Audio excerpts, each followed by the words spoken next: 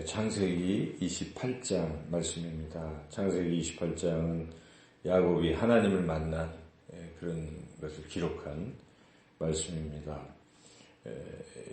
이제 우리가 27장에서 그 야곱이 어머니 리브가와 함께 이삭을 속여서 그 자기 형 에서의 축복을 가로챈 그런 것을 우리가 보았습니다. 물론 원래 태어날 때 하나님께서 야곱에게 그 복을 주시겠다고 약속하셨지만 야곱과 특히 그 어머니 리브가가 너무 성급해서 하나님의 방법대로 인내하고 기도하고 기다려서 그 복을 받았어야 되는데 그냥 인간적인 방법으로 속임수를 써서 서둘러서 이제 그렇게 한 잘못을 범했죠. 이제 그 잘못으로 인해서 이 야곱은 또 어머니 리브가도 그렇고 이제 가정이 파탄이 나고 좋지 않은 지금 그로 인해서 지금 야곱은 멀리 도망가야 되는 그런 운명에 처하게 되었습니다. 그래서 우리가 하나님의 뜻을 이루는 데 있어서도 사람의 방법으로 하려고 하지 말고 인간적인 방법이 아니라 하나님의 방법으로 항상 해야 합니다. 그래서 기도하고 하나님께서 주시는 방법대로 나아가야 된다는 것을 깨달았습니다. 지금 이제 28장은 그렇게 고생하는 야곱의 모습을 보여주고 있는데 야곱은 이제 멀리 도망을 가야 되는 그런 처지인데 27장 마지막 절 46절에 보면 리브가가 가만히 보니까 지금 자기 큰아들 에서가 동생 야곱을 죽이려고 하는 그런 상황인지라 이대로 뒀다가는 언제 죽을지 모르겠다 생각하고 야곱을 지금 멀리 보내는 장면인데 그것도 자기 혼자 독단적으로 보낼 수가 없으니까 남편 이삭에게 이 얘기를 잘 해가지고 이렇게 합법적으로 보내려고 지금 얘기하고 있죠. 그래서 27장 마지막 절 46절에 리브가는 지금 45절에 아유 큰일 나겠다 생각하고 어찌 더 너희들을 이루랴 생각하고 이삭에게 이제 하나의 그 핑계 같은 이야기를 하는 거죠. 지금 여기다 두면 가나안 여인들과 결혼하면 이거 좋지 않지 않느냐. 그러니까 저기 멀리 우리 친족인 다단 아람 쪽에 보내는 게 좋겠다. 이제 이렇게 리브가가 이삭을 설득을 하니까 이삭이 들어보니까 그게 괜찮았거든요. 그 이유는 지금 에서가 장가를 갔는데 그 가나안 여인들이 아주 집안에 들어와서 아주 집안을 아주 좋지 않게 했던 거예요. 그래서 마음이 영 싫었던 거죠. 그래서 그것을 이제 여기 보면 8절에 28장 8절에 그게 나오는데 8절을 읽어볼까요? 에서가 또 본즉 가나안 사람의 딸들이 그의 아버지 이삭을 기쁘게 하지 못하는지라. 여기 이제 기쁘게 하지 못한다 이렇게 표현되어 있지만 원문에는 악하게 대했다 이런 뜻입니다.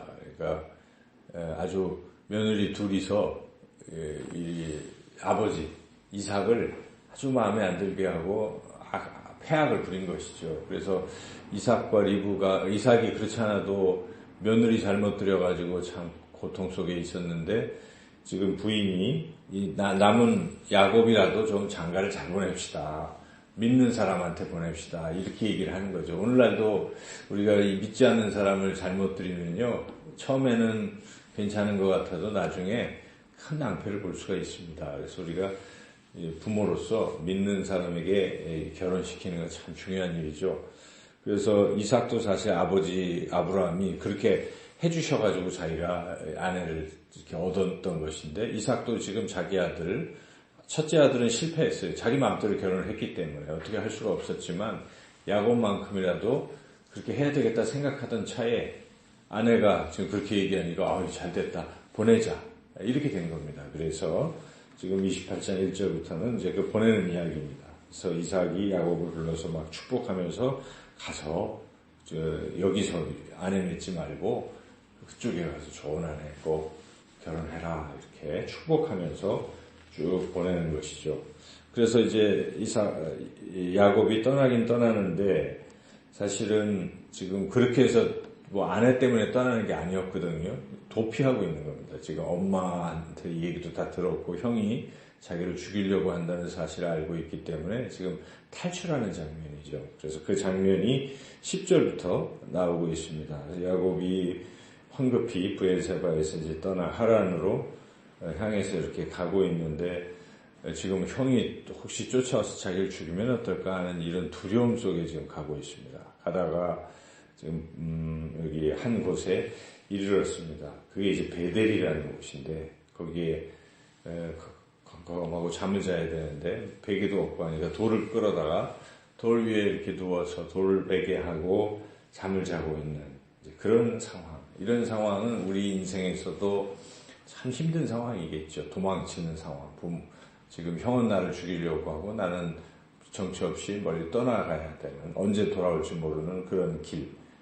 우리 인생에 외롭고 두렵고 뭐 이런 상황이 있을 수 있어요. 앞이 내다보이지 않고 어떻게 될지 모르고 미래에 대한 두려움, 또 실질적으로 자기를 누군가 위협하는 두려움, 뭐 어려움, 이런 외로움 상황 속에 놓여 있다는 것이죠. 그런데 오늘 본문을 통해서 우리는 큰 위로를 얻습니다. 바로 그런 중에 하나님이 나타나신다는 것입니다. 하나님께서 이제 야곱에게 나타나시는 것이죠. 물론 하나님은 항상 야곱과 함께 하셨습니다. 그럼에도 불구하고 야곱이 그 하나님을 느끼지 못했던 것인데 결정적으로 하나님을 만날 수 있는 때는 자기가 어려울 때, 고난 중에 있을 때 하나님을 만날 수가 있어요. 우리도 그렇지 않습니까? 평안할 때는 하나님 찾지도 않고 하나님이 계셔도 느끼지 못하던 사람도 자기가 한번 어려움을 겪고 이러다 보면 하나님을 만나게 됩니다. 그래서 우리가 어려울 때 오히려 하나님을 만날 수 있는 귀한 기회라고 여겨야 되고 오히려 고난이 내게 유익한 때구나 하는 것을 우리가 깨달을 필요가 있어요. 고난 중에 하나님 많이 만납니다. 그래서 시편 기자는 시편 119편 70제 고난이 내게 유익이라 내가 이 고난을 통해서 주의 윤례를 배웠노라 이렇게 말씀하지 않습니까? 욥도 하나님이 나의 가는 길을 아시나니 그가 나를 단련하신 후에는 나를 정금같이 되게 하리라 이렇게 또 고백하지 않습니까?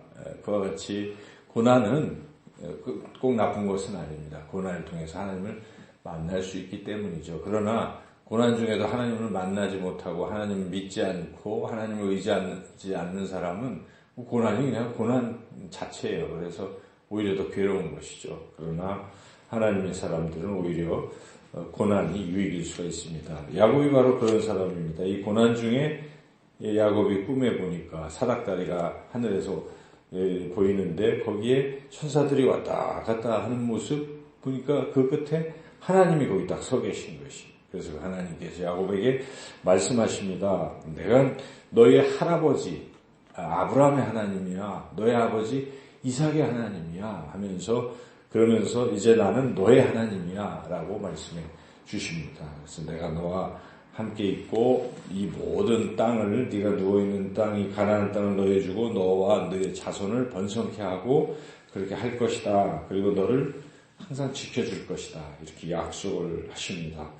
특별히 우리가 15절 같이 한번 읽어보겠습니다. 내가 너와 함께 있어 네가 어디로 가든지 너를 지키며 너를 이끌어 이 땅으로 돌아오게 할지라 내가 네게 허락한 것을 다 이루기까지 너를 떠나지 아니하리라 하신지라 함께 하시겠다. 한마디로 내가 너와 언제든지 함께 하시겠다 하는 그런 하나님의 말씀을 듣고 야곱이 너무 좋은 것입니다. 그래서 잠에서 깼습니다. 그래서 하나님이 정말 계시구나. 하나님이 계시는데 지금까지 몰랐구나. 내가 참 어리석었구나 하고 탄식하죠. 16절도 읽어보겠습니다. 야곱이 잠이 깨어 이르되 여호와께서 과연 여기 계시거늘 내가 알지 못하였도다. 우리도 이런 상태가 아닌가 싶습니다. 사실 하나님은 우리와 늘 함께 하십니다. 제가 새벽에 이 말씀 묵상하면서 이렇게 내려오면서 그렇지. 하나님 지금도 나와 함께 하시는구나. 근데 우리 인간이 어리석어서 믿음이 연약해져서 하나님이 나와 함께 계신 것을 모릅니다. 어려움 속에 있을 때 하나님 나와 함께 계시는 것을 미처 깨닫지 못하고 어려움만 바라보고 힘들어하는 것이죠. 베드로가 예수님이 물 위에서 걸어오시는 것을 보고 예수님을 보고 걸어갔어요. 물 위를. 그러다가 풍랑을 바라봤잖아요. 예수님을 안 보고 풍랑을 보니까 푹 빠지는 거예요. 그래서 우리가 고난과 어려움만 자꾸 들여다보고 있으면 빠지고 힘들어요. 그런데 그런 중에도 또 나와 함께 계신 주님을 바라보면 우리 일어날 수가 있는 것이죠. 그래서 저는 신앙의 핵심은 하나님 나와 함께 하신다는 걸 믿는 것입니다. 그것을 내가 믿고 그 하나님을 의지하는 것입니다. 그래서 여기 야곱은 이제 드디어 하나님 나와 함께 하시구나 생각하고 그 하나님께 서원을 하는 것이죠. 하나님 너무 감사합니다. 이제 저를 지켜주시는 하나님께 저도 뭔가 하겠습니다 하면서 20절부터 22절까지 쭉 서원을 하죠. 그래서 다시 제가 이곳에 돌아오면 여기다가 하나님의 집을 다시 세울 것이고 여기서 예배를 드릴 것이고 그리고 제가 가진 모든 소득에서 항상 10분의 1을 하나님께 반드시 드리겠습니다 하고 이제 그렇게 서원을 하죠. 이제 서원하는 장면은 생각하기에 따라서는 조금 얄팍한 아직도 야곱이 신앙이 훌륭하다 말하기 어려운 거죠. 사실 그냥 하나님 그렇게 하겠습니다 하고 약속을 해야 되는데 앞에다 단서를 다는 것이 좀 야곱이 아직도 신앙이 좀 약하다. 여기 보면 20절에 나와 함께 계셔서 내가 가는 이 길에서 나를 지키고 뭐 등등 해서 아버지 집으로 돌아오게 하시오며 돌아오게 안 하면 안 합니다. 돌아오게 하셔야 하겠습니다. 이런 우리도 기도할 때 하나님 이렇게 해주시면 제가 뭐 하겠습니다. 어떻게 보면 좋은 신앙 같기도 하지만 사실은 그리 아니하실지라도 외양간에 송아지가 없을지라도 나는 하나님 한 분이 함께 계시는 그것만으로도 저는 기쁩니다. 왜 우리 하박국이 그렇게 노래하고 하는 그런 신앙이 성숙한 신앙입니다. 왜냐하면 우리에게는 영원한 하나님 나라의 상급이 우리에게 주어지기 때문에 이 땅에서의 이런 것은 사실은 그렇다 하고 우리가 그것도 뛰어넘을 수 있어야 하지만 인간은 사실 약하거든요. 그래서 야곱 같은 것이죠. 하나님 요번에 요것만 꼭 해주시면 제가 이렇게 하겠나이다. 우리 보통 그렇게 서원하잖아요. 그래서 뭐 그것도 나쁜 신앙은 아니에요. 그러나 아주 성숙한 신앙이라면 하나님 저는 이제 하나님을 만났사오니 하나님의 은혜를 체험했사오니 영원한 하나님 나라를 저에게 주시오니 저는 제 생명 다 드려 주님을 섬기겠습니다 하는 것이 사실은 바울과 같은 성숙한 신앙이긴 하지요. 그러나 여하튼 우리가 이렇게 하나님이 살아계시다는 걸 우리가 느끼고 그 하나님께 기도도 하고 대화도 하고 하나님이 이렇게 해주셔야 됩니다. 이렇게 하는 것도 그것도 좋은 신앙이에요. 우리가 자녀들이 어떻습니까? 자꾸 그럴 때 귀엽잖아요. 그래도 이 자녀가 나를 믿는구나. 나와 함께 하려고 하는구나 하는 것을 기뻐하듯이 우리 하나님도 그러한 야곱을 또 좋아하시는 것이죠. 그래서 우리가 신앙이 핵심은 하나님이 함께 하신다. 이걸 느끼고 그 하나님을 의지하는 것입니다.